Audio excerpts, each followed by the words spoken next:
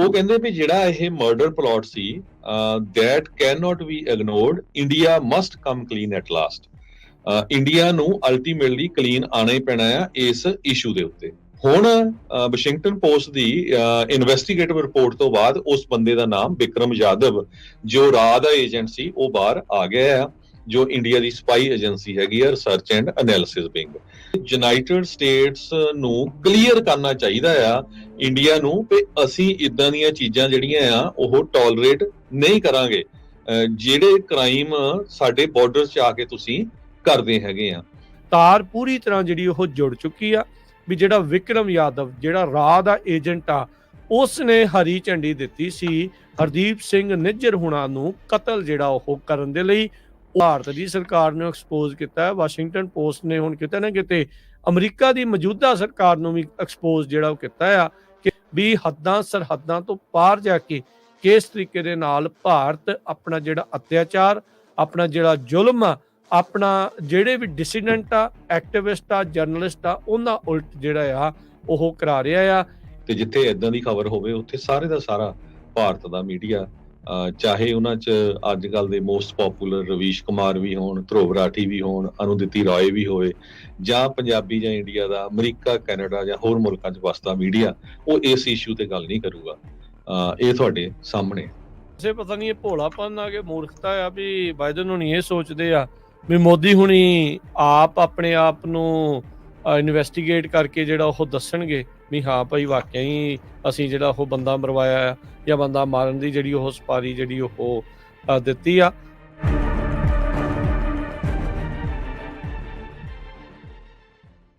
ਸਰੋਤਿਓ, ਅਪ੍ਰੈਲ 29 ਨੂੰ Washington post ਨੇ ਇੱਕ ਬਹੁਤ ਹੀ ਵੱਡੀ ਇਨਵੈਸਟੀਗੇਟਿਵ ਰਿਪੋਰਟ ਛਾਪੀ ਸੀ, ਜਿਹਦਾ ਹੈਡਿੰਗ ਉਹਨੇ ਰੱਖਿਆ ਸੀ an assassination plot on American soil reveals a darker side of Modi's India.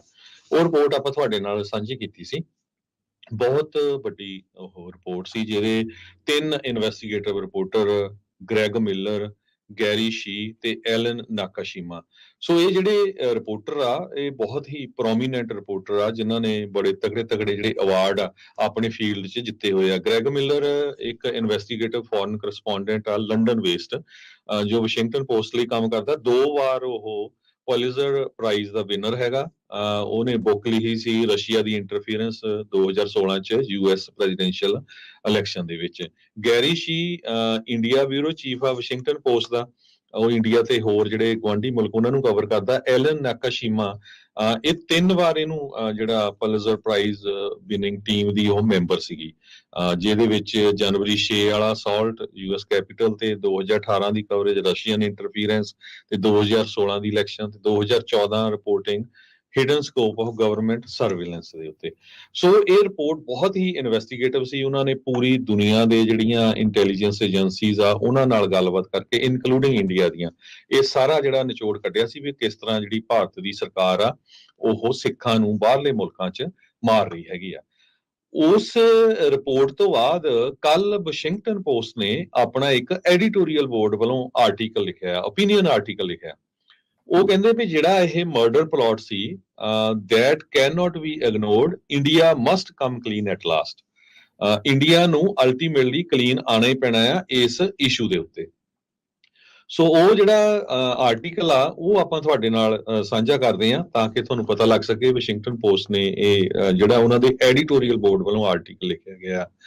ਉਹ ਕਹਿੰਦੇ ਵੀ ਨਵੰਬਰ ਮਹੀਨੇ ਦੇ ਵਿੱਚ ਜਸਟਿਸ ਡਿਪਾਰਟਮੈਂਟ ਨੇ ਇੱਕ ਅਨਸੀਲਡ ਇੰਡਾਈਟਮੈਂਟ ਜੋ ਪੇਸ਼ ਕੀਤੀ ਸੀ, ਜਿਹਦੇ ਵਿੱਚ ਉਹਨਾਂ ਨੇ ਇਹ ਕਿਹਾ ਸੀ ਵੀ ਇੰਡੀਆ ਗਵਰਨਮੈਂਟ ਦੇ ਕੁਝ ਆਫੀਸ਼ੀਅਲਸ ਇਨਵੋਲਵ ਹੈਗੇ ਆ ਇੱਕ ਸਿੱਖ ਪੋਲੀਟੀਕਲ ਐਕਟਿਵਿਸਟ ਜੋ ਅਮਰੀਕਾ ਦੀ ਧਰਤੀ ਦੇ ਉੱਤੇ ਅਮਰੀਕਨ ਸਿਟੀਜ਼ਨ ਆ ਉਸ ਨੂੰ ਮਾਰਨ ਦੇ ਵਿੱਚ।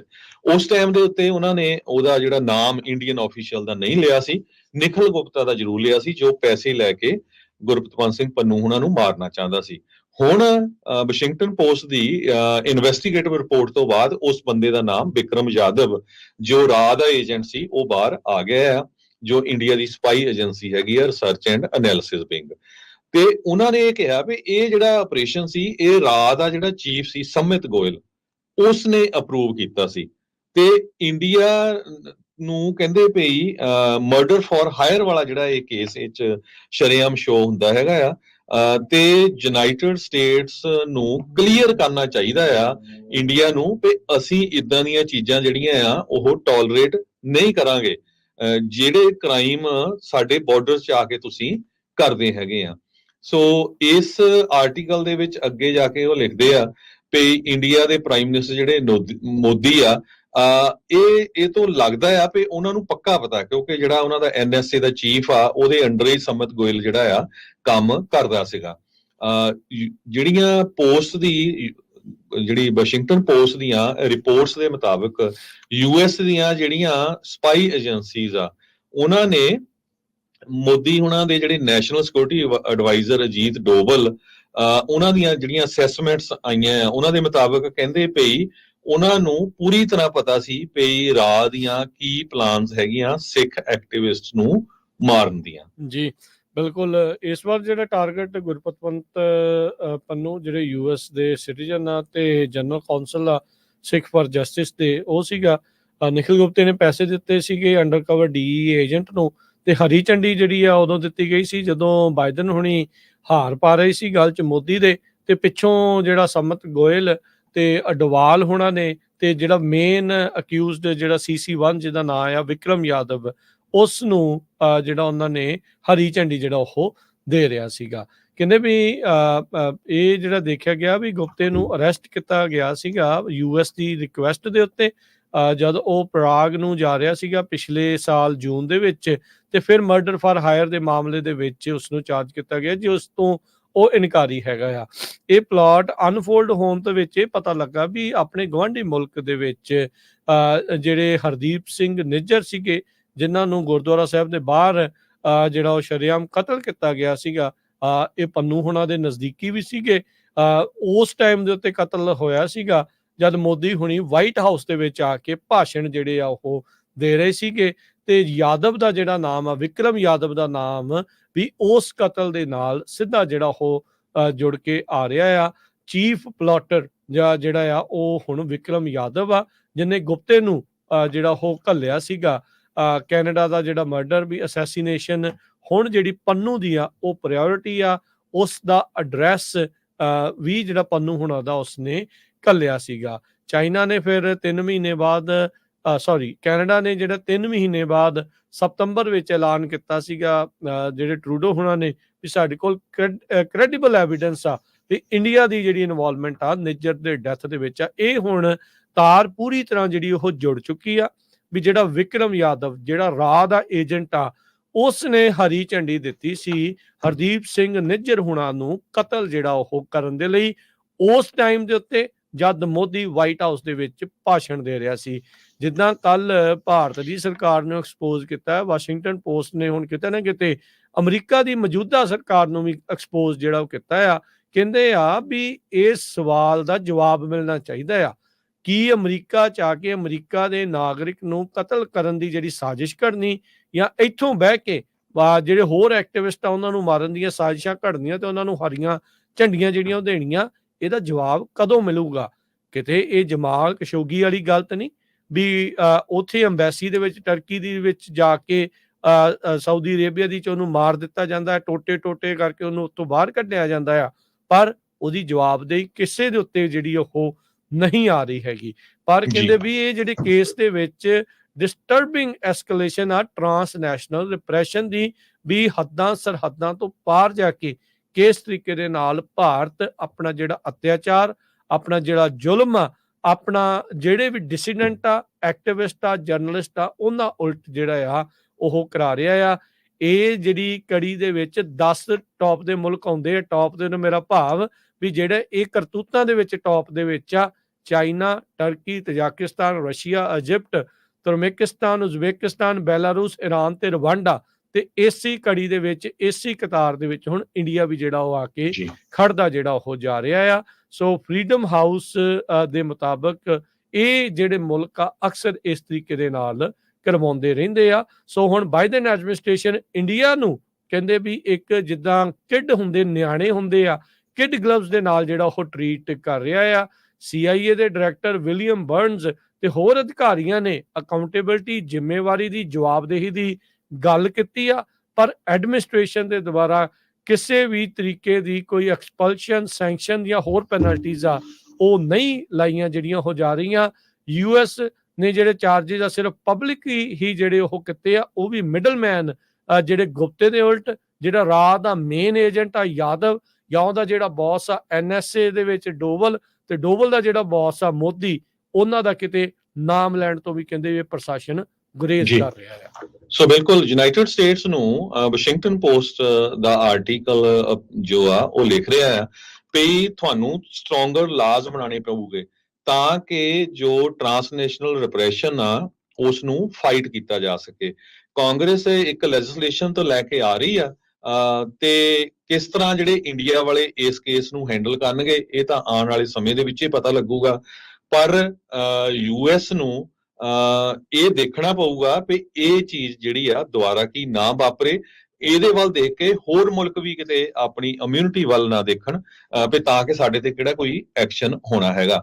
ਸੋ ਇਸ ਆਰਟੀਕਲ ਦੇ ਵਿੱਚ ਜੇ ਬੜੇ ਧਿਆਨ ਨਾਲ ਪੜ੍ਹਿਆ ਜਾਵੇ ਇਹ ਲੱਗਦਾ ਆ ਵੀ ਯੂਐਸ ਦੀਆਂ ਜਿਹੜੀਆਂ ਏਜੰਸੀਜ਼ ਆ, ਚਾਹੇ FBI ਆ, CIA ਆ, ਉਹ ਸਾਰੇ ਚਾਹੁੰਦੇ ਆ ਵੀ ਇੰਡੀਆ ਦੇ ਅਗੇਂਸਟ ਕੋਈ ਨਾ ਕੋਈ ਐਕਸ਼ਨ ਲੈਣਾ ਚਾਹੀਦਾ ਜਾਂ ਇੰਡੀਆ ਦੇ ਜਿਹੜੇ ਆਫੀਸ਼ੀਅਲਸ ਇਨਵੋਲਵ ਆ ਉਹਨਾਂ ਦੇ ਨਾਮ ਵੀ ਪੂਰੀ ਤਰ੍ਹਾਂ ਅਮਰੀਕਾ ਦੀ ਸਰਕਾਰ ਵੱਲੋਂ ਇਨਵੋਲਵ ਕਰਨੇ ਚਾਹੀਦੇ ਆ। ਪਰ ਬਾਈਡਨ ਸਰਕਾਰ ਕੀ ਅਮਰੀਕਨ ਸਿਟੀਜ਼ਨਸ ਨੂੰ ਬਚਾਉਣ ਦੇ ਲਈ ਜਾਂ ਅਮਰੀਕਾ ਦੀਆਂ ਜਿਹੜੀਆਂ ਕਦਰਾਂ ਕੀਮਤਾਂ ਹੈਗੀਆਂ ਆ ਉਹਦੇ ਉੱਤੇ ਪਹਿਰਾ ਦਊਗੀ ਕਿ ਨਹੀਂ, ਇਹ ਆਉਣ ਵਾਲੇ ਸਮੇਂ 'ਚ ਪਤਾ ਲੱਗੂਗਾ। ਪਰ ਜਿਸ ਤਰ੍ਹਾਂ ਆਪਾਂ ਪੰਜਾਬੀ ਰੇਡੀਓ USA ਵੱਲੋਂ ਹਮੇਸ਼ਾ ਹੀ ਕਹਿੰਦੇ ਰਹਿੰਦੇ ਆ ਵੀ ਜਿਸ ਤਰ੍ਹਾਂ ਰਾਈਟ ਨਾਓ ਅਮਰੀਕਾ ਦੀ ਸਰਕਾਰ ਰਿਗਰੈਟ ਕਰ ਰਹੀ ਆ ਵੀ ਚਾਈਨਾ ਨੂੰ ਇੱਕ ਟਾਈਮ ਤੇ ਅਸੀਂ ਬਹੁਤ ਜ਼ਿਆਦਾ ਜਿਹੜਾ ਬਿਜ਼ਨਸ ਦਿੱਤਾ, ਮੈਨੂਫੈਕਚਰਿੰਗ ਦਿੱਤੀ ਤੇ ਹੁਣ ਉਹ ਅੱਖਾਂ ਦਿਖਾ ਲਿਆ, ਕੱਲ ਨੂੰ ਕਿਤੇ ਜਿਹੜਾ ਤੁਹਾਡੇ ਮਨ ਦੇ ਵਿੱਚ ਆ ਵੀ ਅਸੀਂ ਭਾਰਤ ਦੇ ਨਾਲ ਉਹ ਬਿਜ਼ਨਸ ਕਰਾਂਗੇ ਤੇ ਮੁੜ ਕੇ ਭਾਰਤ ਵੀ ਉਹੀ ਜਿਹੜੀ ਅੱਖਾਂ ਤੁਹਾਨੂੰ ਉਹ ਨਾ ਦਿਖਾਵੇ। ਆਓ ਹੁਣ ਉਹ ਜਿਹੜਾ ਆਰਟੀਕਲ ਆ ਉਹ ਆਪਾਂ ਇੰਗਲਿਸ਼ ਦੇ ਵਿੱਚ ਸੁਣਦੇ ਆ ਜੋ ਵਾਸ਼ਿੰਗਟਨ ਪੋਸਟ ਨੇ ਲਿਖਿਆ ਹੈਗਾ।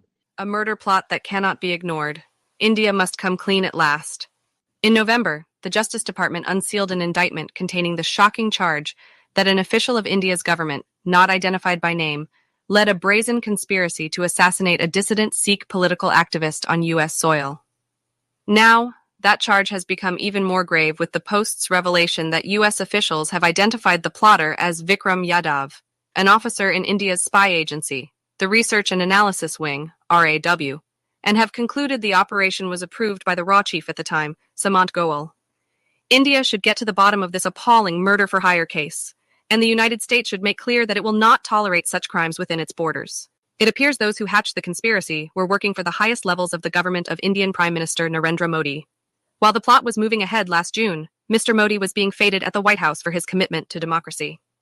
The Post reports that US spy agencies have tentatively assessed that Mr. Modi's national security advisor, Ajit Doval, was probably aware of Raw's plans to kill Sikh activists, but officials said no proof has emerged. The target was to be Gurpatwant Singh Pannan, a US citizen, general counsel for the New York-based Sikhs for Justice, a group that advocates for some or all of Punjab state in northern India to secede and form an independent Sikh state. According to the indictment, the plotters hired Nikhil Gupta, an associate in India who has been involved in weapons and narcotics trafficking, to orchestrate the assassination, including hiring a killer in the United States. At the request of the United States, Mr. Gupta was arrested while traveling to Prague at the end of June and has been charged with murder for hire, which he denies. The killing was not carried out. The plot was unfolding just when another Sikh separatist leader, Hardeep Singh Najjar, was killed outside a Sikh temple in British Columbia. Najjar was an associate of Mr. Pannoon. According to the indictment, on June 20th, 2 days before Mr. Modi spoke at the White House, the chief plotter, now identified as Mr. Yadav, sent Mr. Gupta a news article about the Canada murder and told him the assassination of Mr. Pannoon is a priority now.